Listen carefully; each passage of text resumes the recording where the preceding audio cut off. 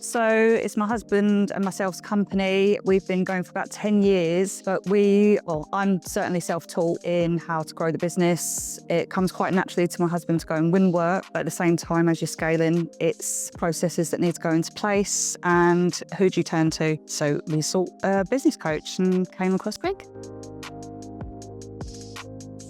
Trying to put it into words, it's been refreshing to have a different set of eyes on our business from an external point of view, how we can change things and move things forward, speaking with other people as well and their experiences. So the sense of community is great.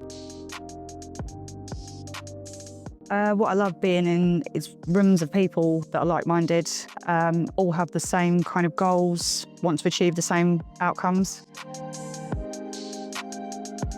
One mind can't learn it all. You need support, and same as when you go to school, when you learn a trade, you have a teacher. It's the same as with a coach. So if you're not sure with business, there's only so much that you can learn online that you need to help with the coach.